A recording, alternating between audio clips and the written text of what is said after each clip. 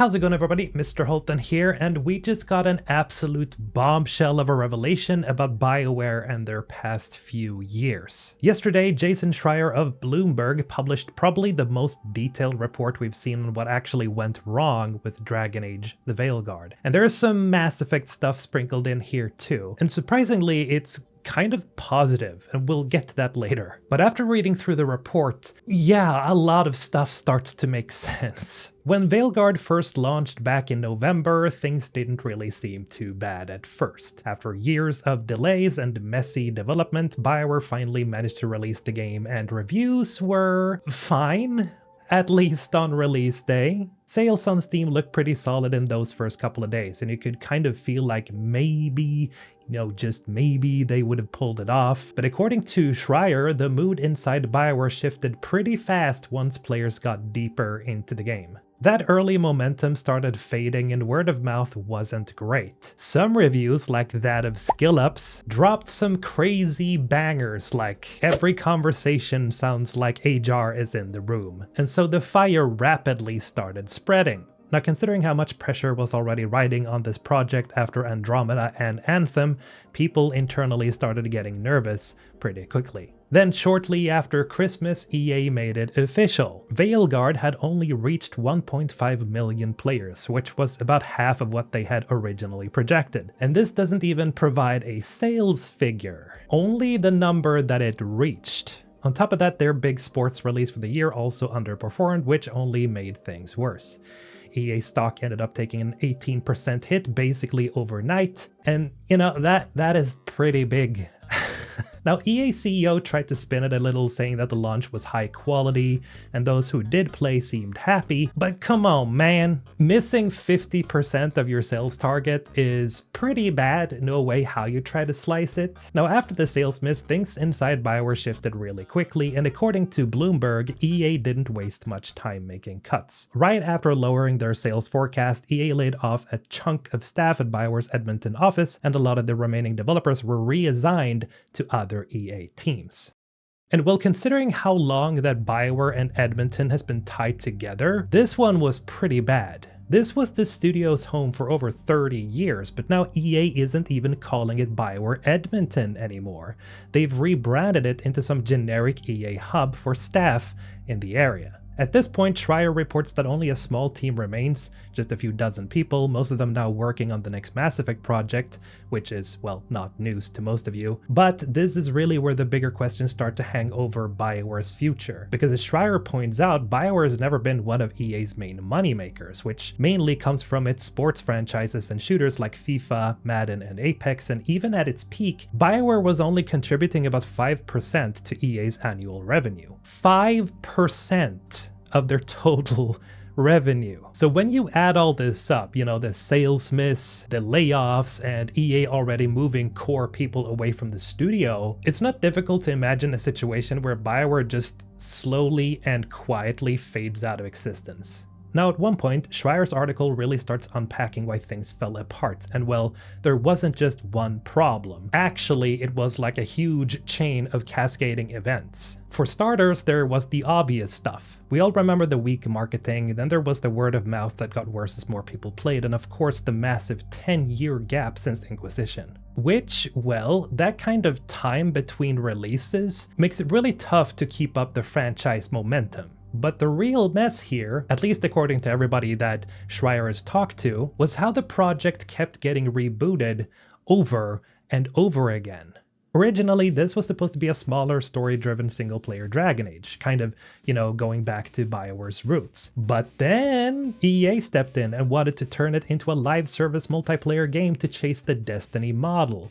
And after Anthem flopped, they reversed course again, telling the team to switch back to single player, essentially just turning the entire project into a ping-pong match between leadership. But basically, you've got two full pivots during development, you have entire systems, storylines, and progression all just scrapped and rebuilt multiple times. And every time they changed course, it ate up more budget, more dev time, and made the whole project harder to manage. The completely wild part here is that even after all of this, EA still expected massive sales numbers at launch. Numbers that might not have been that realistic in the first place. Now, to really get the full picture, Schreier also goes back to how Bioware even got here in the first place, because you see, back in 2007, EA bought Bioware in a deal worth around $860 million. That's close to $1 billion, and back then, that was a lot of money. It's a lot of money, but it was way more money back then. And at the time, it actually made a lot of sense because EA was dominating sports games with FIFA and Madden, but they didn't have much in the way of big single-player RPGs, and that's exactly where Bioware excelled. And for a while, it actually looked like the partnership worked. I remember it like it was yesterday. In 2014, Dragon Age Inquisition dropped and absolutely crushed it, and it won Game of the Year. It sold around 12 million copies, according to Mark Dara, and basically proved that Bioware could still deliver massive hits even under EA. And so you can sort of see how expectations were set high for the next Dragon Age game. Because from EA's point of view, we've seen Bioware do this before, so why not again? But as Schreier points out, Inquisition ended up being kind of the last clean win before things started to fall apart inside the studio. Everything that came after, Andromeda, Anthem, and eventually Veilguard just ran into more and more complications. Now, let's talk about the shift into live service. This is where things inside Bioware really started going off the rails, and Schreier's reporting makes this part sound like a full-on identity crisis. Because after Inquisition, Bioware moved on to Mass Effect Andromeda, which, as we all know, didn't exactly land. It got mixed reviews, it got memed into oblivion, and basically became the studio's first major stumble. Around the same time, EA, like a lot of big publishers, was getting more and more obsessed with live service games. Stuff like Destiny, Overwatch, and Division, games where you keep players hooked for months and years, and constantly spending money instead of just buying a single $60 product. Now that's where Anthem came in. Bioware's big swing at the live service model. And while Anthem was chewing up most of the studio's resources, development on the next Dragon Age got pushed to the side. And this is where Schreier drops one of the wildest stories. In October 2017, Mike Laidlaw, who was leading the next Dragon Age at the time, brought the team into a meeting, pulled out whiskey, and basically told them that EA had officially ordered the game to pivot into full-blown live service multiplayer project. Laidlaw was so against the decision that he ended up resigning from Bioware that same night.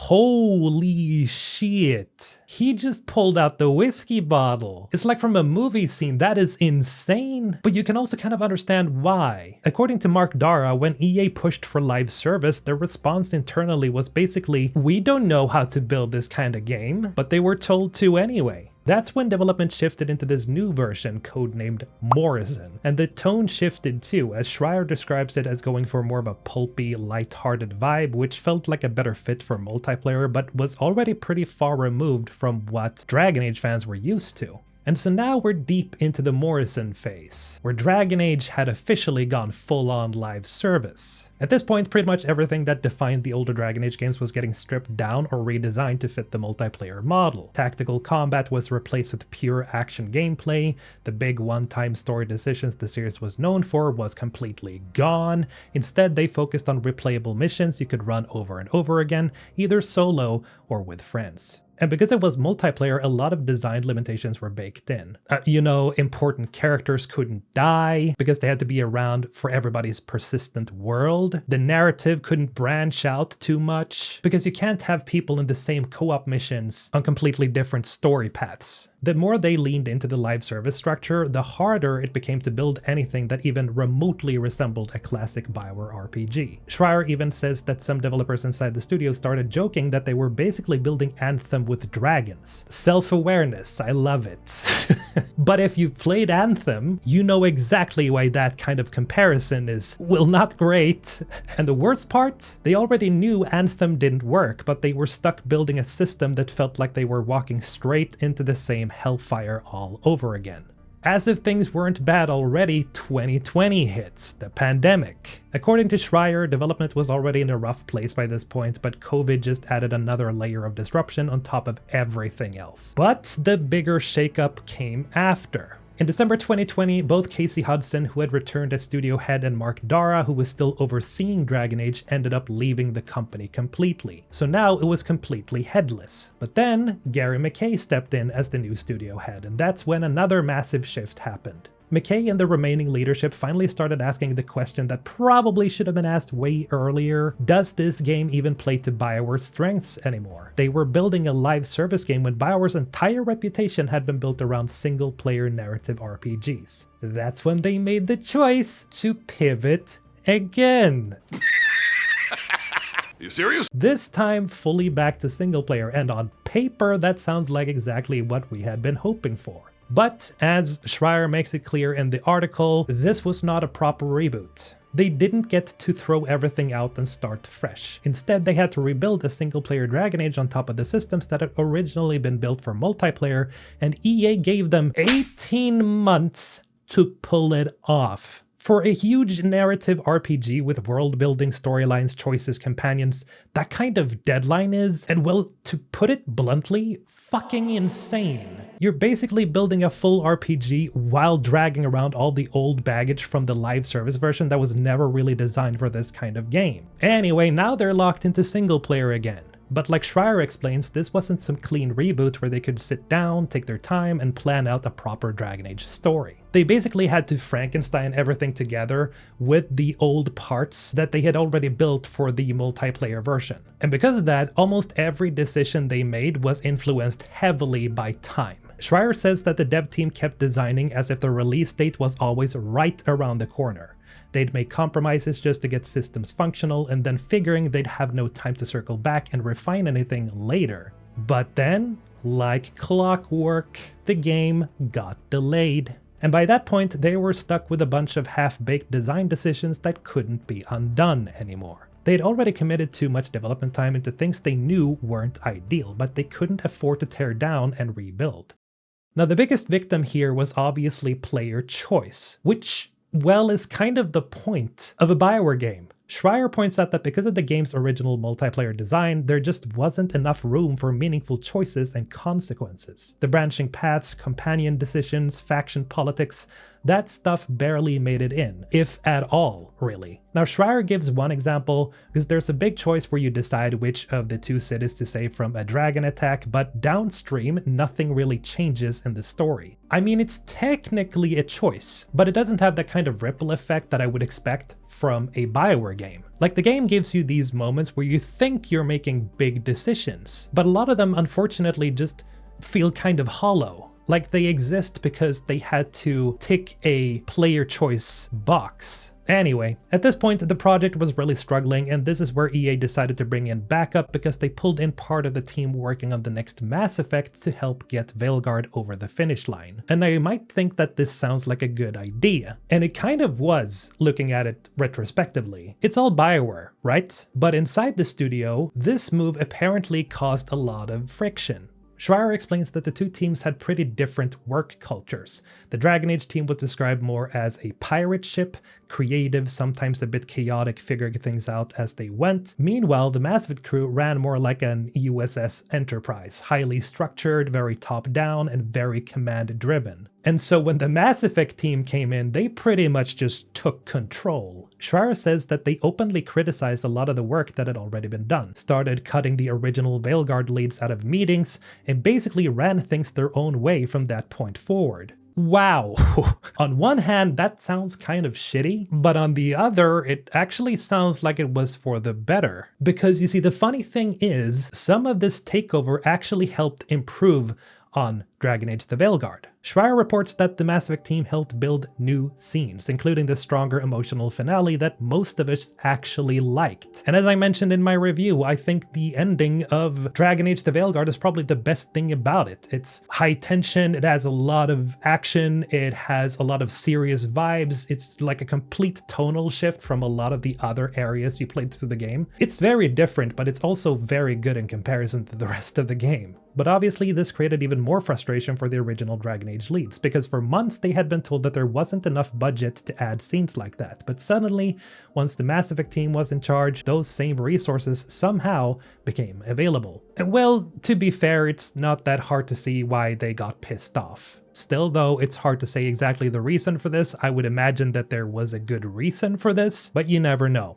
Now, one of the stranger issues that popped up toward the end of development was the game's tone, because during the multiplayer phase of development, the game had taken on this very pulpy, quippy tone, the kind of lighthearted and kind of cheeky tone that you'd expect from something like a Marvel film. And that worked okay for a co-op action game where you're just running missions with your buddies. But once the game pivoted back to single player, that writing style started feeling out of place. And by the time Forspoken released, and got absolutely roasted online for its awkward banter, Bioware leadership started to panic. According to Schreier, they rushed to rewrite a lot of the dialogue to sound more serious and grounded, trying to bring back the tone into the line with the darker feel we expected. But the problem is, it was way too late in the development to do that properly. Like, voice lines had already been recorded, and scenes were locked in place, and the writers didn't have much room to work with. On top of that, a voice actor strike hit around the same time, which limited their ability to record any new material. So what you ended up with was this very terrible tonal whiplash. Some scenes still had that sarcastic, snarky energy from the earlier drafts, while others suddenly tried to shift into more emotional, serious territory, like in the final part of the game. Like, it didn't feel cohesive. And for a game that's supposed to live and die on its storytelling, this type of inconsistency just really stood out. By this point though, it seemed like everyone inside Bioware was just running on fumes. The constant pivots, the leadership changes, and impossible deadlines had already taken a toll, and then came another round of layoffs. Schreier says that people were pushed into crunch to hit the release window even though the team clearly knew things weren't in great shape. And then there's the marketing, which honestly might have been one of the worst parts. The first major Veilguard trailer dropped, and yeah, that was everything but great. It's all bright colors, cartoony visuals, weird music. It barely even felt like Dragon Age. And to be fair, some of that probably came from the leftover live service design choices that were still baked into the game. But the end result was that the core fanbase, who had been waiting 10 years for a proper sequel, saw that trailer and immediately started losing their minds over how iffy it looked. I remember being really confused about it because as much as I was really excited to see a trailer, I was pretty hyped up actually. When I actually saw it, I felt so conflicted, man. It honestly felt like the marketing team didn't even know which version of Veilguard they were trying to sell at that point. And by the time it finally launched on Halloween 2024, after multiple delays, some of the team still felt like there were things to be proud of, like the new combat system. But to a lot of us, the damage had already been done. And now, Bioware is in a pretty fragile place. After all the layoffs and internal reshuffling, only a small team remains, mostly focused on the next Mass Effect. Now the big question is whether EA even wants to keep Bioware around long term, because as Schreier points out, and this part really puts it in perspective, again, even when Bioware was at its peak, they again only made roughly around 5% of EA's yearly revenue. And now they're probably not even making any revenue. So from a purely business standpoint, you can definitely see why Bioware is standing on some real shaky ground. That being said though, and Schreier touches on this, there's still a reason to keep trying. Single-player RPGs can absolutely still be massively successful, like we've seen with Baldur's Gate 3, Elden Ring, Kingdom Come Deliverance 2, Clair Obscur Expedition 33. Like, there's clearly a market for this type of game if you can make something amazing. But like one of the analysts says in the article, if EA pulled the plug on Bioware tomorrow, well, it wouldn't really be that surprising at this point. Now before I end the video, I do again want to highlight a bright point here. Schreier very much highlights that a lot of the good parts of Veilguard was due to the Mass Effect team's intervention. While it sounds like shitty work culture with two teams clashing like this, it does give the idea that the Mass Effect team seems to have a clear vision of what works and what doesn't. And hopefully we'll see the full picture of that in the future with the next Mass Effect game. That is, unless EA decides to shutter Bioware for good before. Only time will tell. Anyways, this was quite the article and very insightful, and I gotta say props to Jason Schreier here because damn. As always though, I'm very curious to see what you guys have to say about this entire situation, so let me know in the comments below, and as always, have a great day. Mr. Olton signing off.